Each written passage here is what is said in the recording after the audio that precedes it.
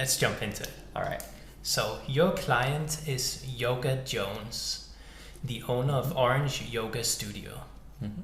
Orange Yoga is a New York City-based yoga studio known for high-quality instruction and a relaxed vibe. Mm-hmm. Miss Jones has owned and operated this studio for 5 years. The first 4 were financially very successful, but this past year has seen declining profits. Okay. She's asked for our help with 2 specific things. The first one is to figure out whether she's actually losing money, and if she is, how to fix it. Okay, got it. So let me just play back what I've heard to make sure that we're on the same page here and solving for the same problem. So first of all, this client is Yoga Jones. She's the owner of Orange Yoga Studio. It's based in NYC and they're well known for high quality yoga instruction. And what they've come to us is with an observation that for the past 5 years, they've been doing financially very well, but in the last year, profits have been declining. And we're supposed to be solving for 2 problems. The first one is whether she's actually losing money. And the second one is how to fix it, yeah? That's right. Okay, great. So maybe before I jump into how I would approach this, I'd like to ask a couple of clarifying questions first. So maybe the first one is when we talk about yoga studio in NYC, are we talking about a chain or is it just one studio? She only has 1 studio. So it's like 1 location with 1 yoga studio. Got it. Okay, 1 yoga studio, so that's like 1 room itself and that's it. That's right. Got it. 1 room in NYC for the past 5 years. Okay. And when we talk about yoga, I know there are a couple of different types of yoga. You have like group classes, one-on-ones, different kinds of lessons as well. So what kind of lessons are we talking about here? So this is the group class version of it. Mm-hmm. So you can imagine we have this room, an instructor is teaching Mm-hmm. a class, and then students come in to attend this class. Got it. And when we say students, okay, maybe we'll get into that later, but I was gonna ask a little bit about how the students are registered with us, but we can dive into that later. And then my last question is around our objectives. So I'm not quite clear what you mean when we say declining profits. So is that what we're trying to solve for in the first question? Like, are profits positive but lower or profits are negative? So yeah, that's exactly right. That's the question. So we know they are declining, but Okay. we don't know whether that means it's actually negative. Okay, got it. So that's gonna be one thing that we want to solve for. Then final question from me is how to fix it. Are there any things that's off limits for Yoga Jones, or we kind of open it up for now and we dive into it later? I think we open it up. Mm-hmm. In terms of timeline, she's really looking for quick solutions. So that should probably be our priority. Okay, so I'll prioritize quick solutions. If we have time and if appropriate, then we'll go into some longer term fixes. That's right. Sounds good. All right, if that's all right, I'll just take a minute to structure my thoughts and I'll run them through you. Please do. All right.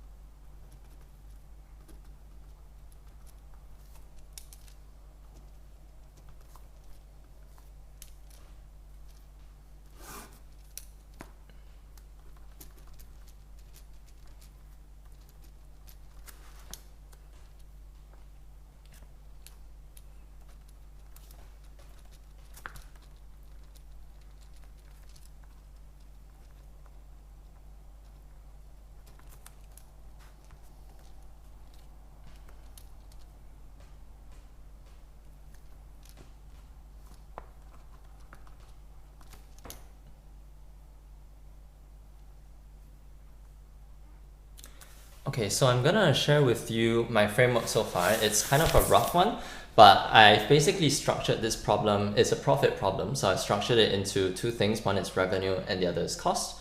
Under revenue, I like to look at, of course, the price and the volume of her yoga classes, and we can dive into that. And under the cost, we've bucketed it as fixed costs and variable costs. So for the pricing part of revenue, I think I'll be really interested to look at the prices of her classes. So for example, if students are paying per class, then have the prices gone down, which would result in lower revenues, potentially, depending on the elasticity. Or if she's introducing like potential new pricing structures like bundling, some discounts, that could also drive the margins down. So that would be interesting to look at. And then for the volume side of things, I think it would be interesting to see how many students she's been taking. So specifically, if you're saying that she only has one studio, then is she using that studio enough? Is that usage going down? What's the capacity of the studio, and is it like filled to the brim? So I think all of that makes a difference in how much she's getting on the revenue side. So that's all internal. Overlaying this, I think if it's interesting, we might explore as well competitive dynamics, right? So for example, if new competitors have come up, if students are going away to competitors, then that could also be driving some revenue declines. So that's what I would look at on the revenue side. On the cost side, I think it seems like it's a pretty high fixed cost business. The only variable cost I can think of that's significant might be, your instructor salaries if it's per class basis, maybe some other like running costs. But I think maybe more fixed costs here to talk about. One is instructor salaries if they're on a salaried basis and not per class. And then the next one would be your rent for the studio. NYC is expensive, so if she's doing high-end stuff, it's probably an expensive location, so it might be worth looking into whether that's changed as well. And then finally, equipment costs, so anything that might be like, refreshing the studio or like making some investments, maybe there's been some extra costs there as well. So I'm gonna step back here and say, overall looks like there's a lot to discuss on both revenue and cost side, but if nothing major has changed, then my hypothesis would be maybe the costs have increased. I'm not sure yet. So maybe opening it up to you and seeing if you think this framework sort of makes sense, whether you would be on board to start the cost side. Perfect. Thank you very much. I think this makes sense. One question, you mentioned instructor salary that we could either put it into fixed cost or variable cost. And if it was per class, you would say variable cost. Can you talk me through that logic? Is that because, a class brings revenue with it, or how are you thinking of it? Yeah, so this one I think is a bit of a gray area. So how I would define it is it's variable cost if at some point when your volume, like the number of classes or number of students increase, then this cost goes up as well. So for example, it wouldn't really be a variable cost if you get more students but you don't have more classes. But if the classes increase and then you have more instructor hours going in, then that could be a variable component. So it kind of could sit either way. Got it. That makes sense. Where would you like to start? So I think I would like to start on the cost side. Maybe not so much caring about whether it's variable or fixed cost unless you have data showing otherwise, but I would like to dive into each of those cost buckets that I just mentioned, and also if there's anything else that I've missed. So instructor, rent, equipment, and anything else. Perfect. So let's do that. There are 5 cost items. Okay. The first one is rent, which is $3.5K a month. All the figures are in dollars. Then we have liability insurance. Okay. That's $1,800 per year. We have admin costs of $800 per week. We have, as you mentioned, instructor salary, $50 per class. Okay. And finally, we have loan payments of $500 per month. Got it. Loan payments. That's right. Okay. So let me just play that back to make sure I got that right. So rent is $3,500 a month. Liability insurance is $1,800 per year. That's right. Admin is $800 per week. And instructor salaries is $50 per class. And the last one is loan repayments, which is $500 per month. Correct. Okay, got it. So this is interesting. If I step back, I think this would be useful for us to calculate the average costs in a given time period, could be week, could be month, could be year, that alone won't be enough to know why her profit is going down. So at some point we'll do the same for revenue as well. But maybe for now, if that makes sense for you, I would probably start by adding up the cost together. Maybe let's start with just like a monthly number, and then we'll see what we can get from there, if that makes sense. Perfect. Do you have everything you need to do that? No, actually I don't. So the one thing that I'm missing is, I know we have instructor costs, which are 50 per class. I don't know how many classes we have per month. Good question. So it depends on whether it's a weekday or a weekend day. Okay. So on the weekdays, we have 5 daily classes. And on the weekend days, we have 4 daily classes. Okay. If you want to look at a monthly basis, for this specific month, we can assume we have 22 weekdays and 8 weekend days. Okay, got it. That's helpful. Super. So let me just walk you through my approach, and then I'll dive in and kind of talk you through it as well. So rent, I'm going to keep it as monthly, 3,500. I'm going to change liability from annual amounts to monthly amounts by dividing it by 12. Admin, I'm going to multiply it by 4 to go from weeks to months. And then for instructor classes, I'm just going to take the total number of hours each month instructed. And I'm assuming it's 1 instructor per class. That's right. And it's 1 hour per, Yep. well, yeah, it doesn't matter. So number of classes times 50 per class. And then the last one, we have 500. So I'm just going to add it to the monthly numbers. Perfect. Okay, so rent, we start with 3,500, nothing changes. Liability is 1,800 divided by 12. So that is going to be 150 per month. Let me just check that. 18 over 12 is 3 over 2. Yep. So yes, it is 150 per month for liability insurance. For admin, 800 a week times 4 weeks is going to give me 3,200 per month. And then for instructor salaries, I have 5 weekdays, 5 classes per weekday times 22 weekdays gives me 110 classes over the weekdays. 4 on the weekends times 8 weekends, 8 weekend days gives me 32 classes on weekends. So together that's 142 classes. And if we multiply that by 50 per class, that gives us, let me just a second, that gives us 7. So 100 times, 140 times 50, it's been a while.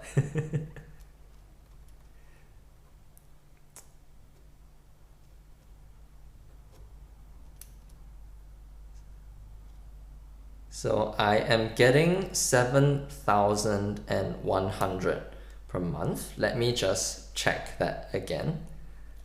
But let me just write that down first. So 142 classes. If I take 100 multiplied by 50, that gives me 5,000. 40 multiplied by 50, that gives me 200. And if I take 2 multiplied by 50, that gives me 100. 40, yeah, so actually 2,000. 40 times 50 is 2,000. Okay, yeah, so it's 7,100 for instructor salaries per month. And then loan is 500 a month. We don't change anything about that. So I'm going to add those costs up now. Okay. So 3,500 plus 150 is 3,650, plus 3,200 in admin is 3,650 is 6,850 so far. Okay. Yep. And then if I add the instructor salaries, that's 7,100.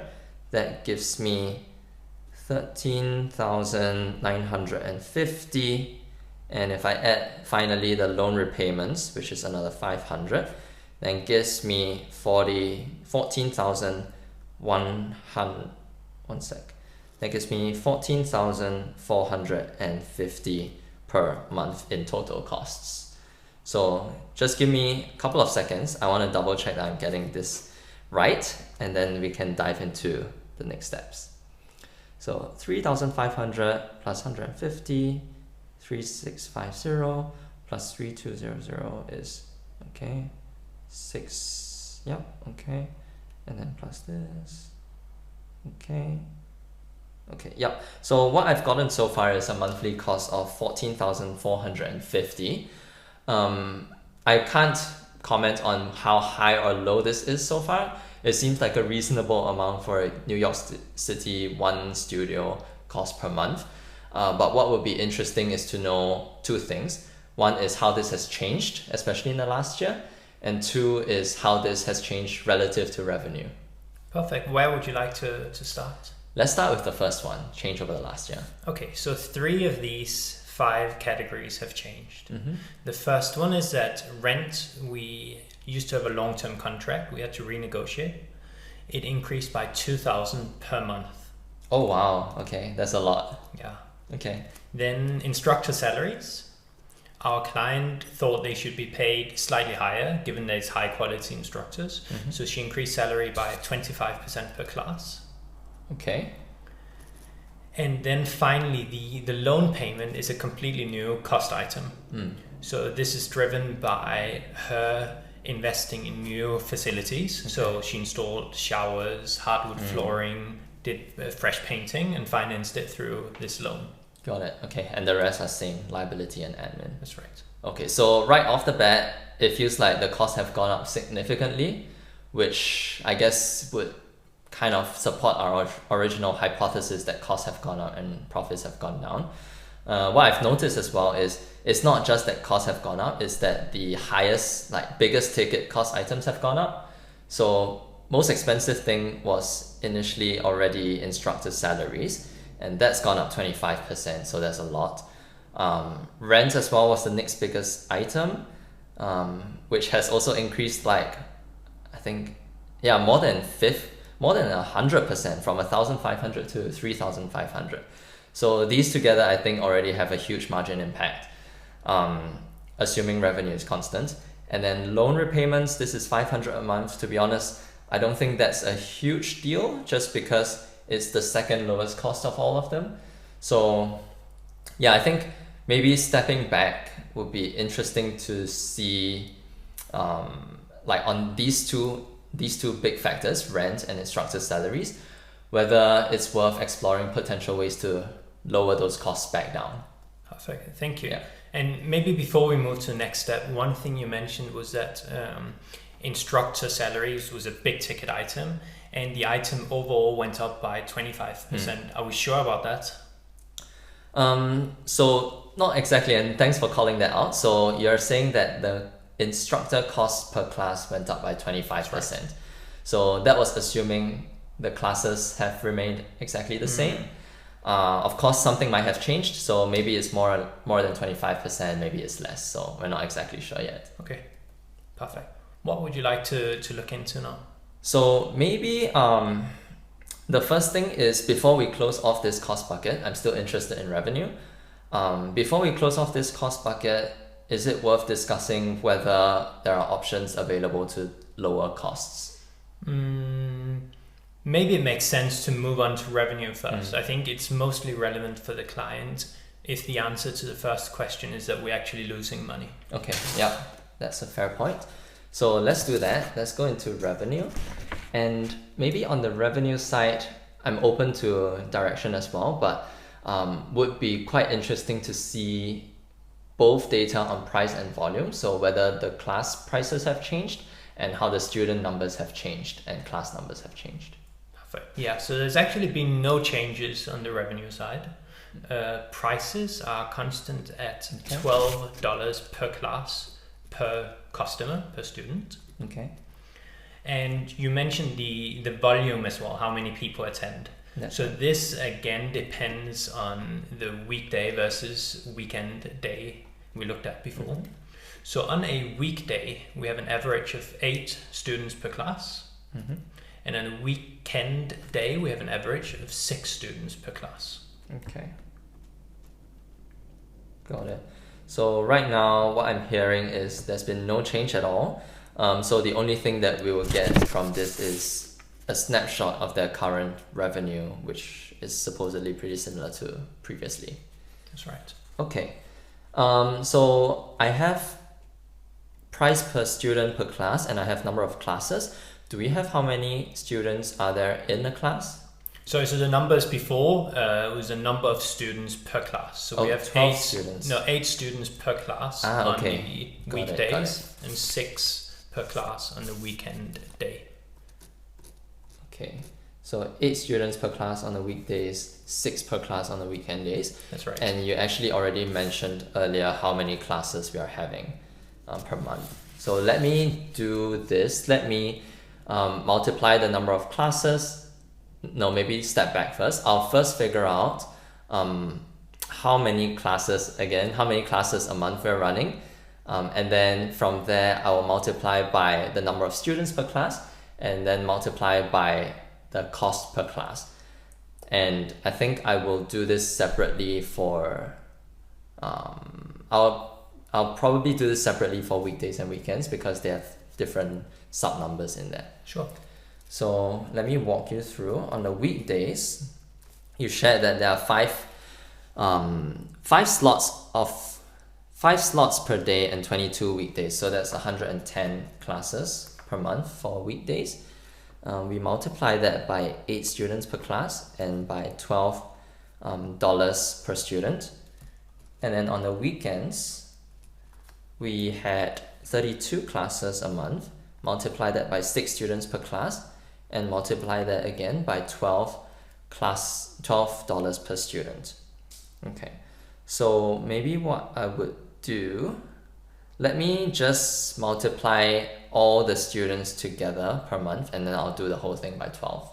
Okay, so weekdays we have 880 students in total across the month. Weekends we have 32 times 6, which is 180 plus 12, which is 192. So in total that gives us 1,072 students per month. Okay, and then we take this whole thing and we multiply it by 12. So I'm thinking at this point, like I can see that the revenue is already going to be lower than the profit, than the cost. Do we want exact numbers or can we kind of round it off to 1,000? Yeah, round to 1,000 is all right. Okay, great. So much easier. If we have 1,000 students, that gives us revenues of 12K a month. So what I'm seeing so far is previously, if we were making 12K a month and the costs were so much lower than this 14.5K, then yes, we were quite profitable. But now that our costs have risen by quite a lot, I don't know how much overall, but maybe like 20-30%, potentially more, then yeah, we are actually making a loss of 2.5K per month. So in answer to the first question, is she losing money?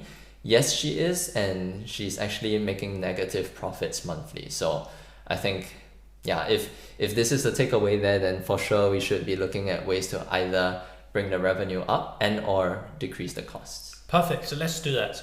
The client has a few comments before we jump into that. So first of all, she doesn't want to move location. Okay.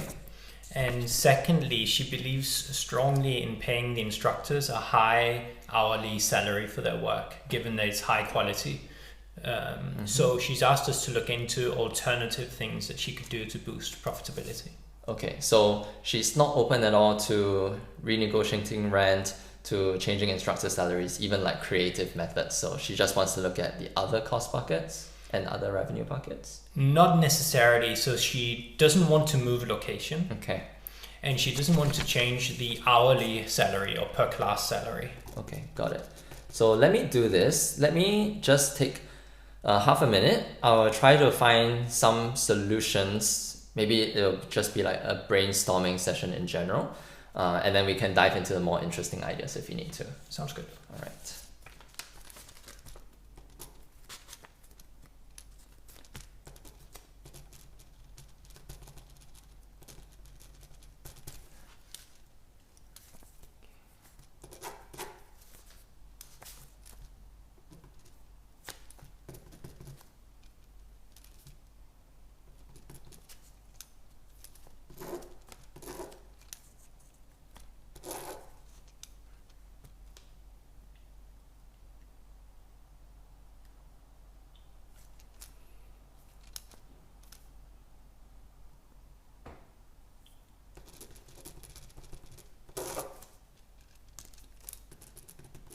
Okay, so a little bit disorganized, but I'm going to walk you through my ideas from the framework perspective. So I'll start on the cost side.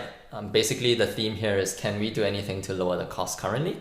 And then we'll talk a little bit about the revenue side, which is, can we find ways to increase our revenues? So on the cost side, my first reaction is, okay, rent and instructor salaries are pretty hard to move. So I would first look at the next biggest item, which is the admin cost at $3,200 a month. So it'll be very interesting to see what could possibly cost $3,200 a month in a yoga studio. I don't know if she's hiring like a receptionist or something, or if, I don't know, there's a lot of paperwork, marketing outreach, that kind of stuff, but it'll be interesting to break that down and potentially try to streamline her operations there. And then the second thing on the cost side that I will explore is, I think this rent increasing by $2,000 a month is really painful. So to the extent where it's possible to negotiate something more attractive with her landlord, that could be very helpful. So for example, if she feels that strongly about the location, maybe she could sign a longer lease and get a better rate, right? So let's try that as well. So those are the two main things I see on the cost side. Maybe some smaller items we can dive into, but just those two for now. And then on the revenue side, basically 3 ideas here. The first one is $12 per class per student sounds awfully cheap for NYC for something premium. So we should look into the price elasticity of her clients, of her customers, and see if there's room to increase that. The second thing is weekday classes, 8 students per class, weekend classes, 6 per class. This also seems like quite a small number, even for a boutique. So I would be interested to see if we can increase the number of students per class and or increase the number of classes, since she's paying a lot for the space. And then the final thing in revenue is kind of the mix effect. So one thing we haven't really looked at is how the different types or like slots of classes perform in terms of profit margins. And we know probably that there's going to be some variation here across days or across times within the days.